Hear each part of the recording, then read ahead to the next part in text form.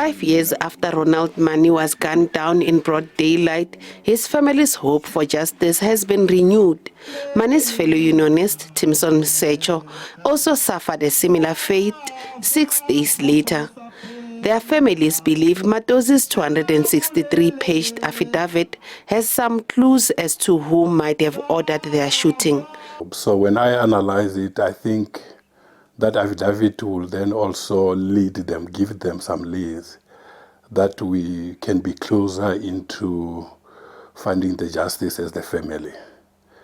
I'm not on that field, but if ordinarily looking and reading through the affidavit, surely the Hawks should then now do their work thoroughly, because I think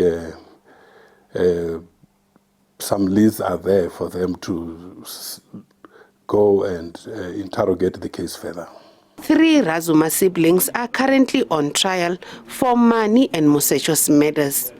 Mani's family has appealed to those who hired the trio to come forward with information. We are attending the trial always, every time, and listening to some of the evidence that are being presented there. It is giving us hope that that could then lead us to somewhere. Our prayer every day is just to, like what Mr. Matodzi has done, let it be an example maybe to some other people that are moving around with this heavy load, and they offload in a form of disclosing who are the masters that have sent them to commit this and leave us in pains without our brother.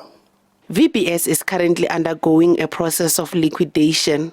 Some depositors have received some of their savings on 2 separate occasions.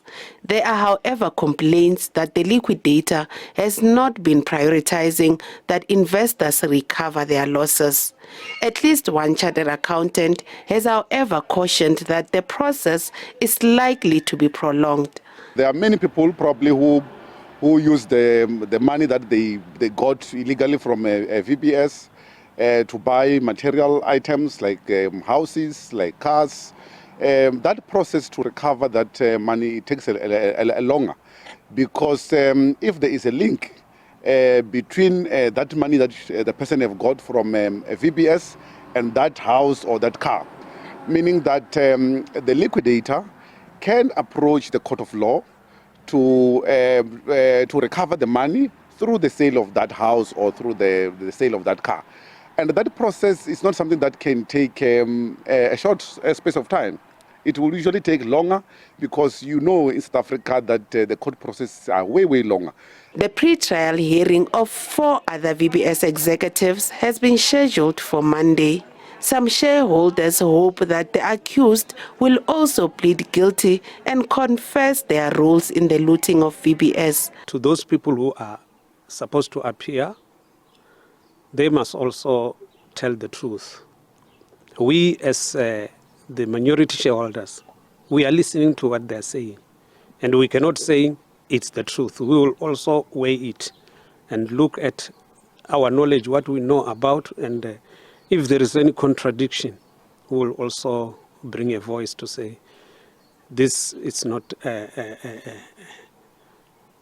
a true reflection of what exactly happened. Former VBS CFO Philip Truter was in April released on parole after serving an effective 7-year jail term. The bank's chairperson, Tshifhiwa Matodzi, has been sentenced to 15 years in prison. The liquidator, Anush Ruplal, could not be reached for comment. Biman Baloi, SABC News, Polokwane.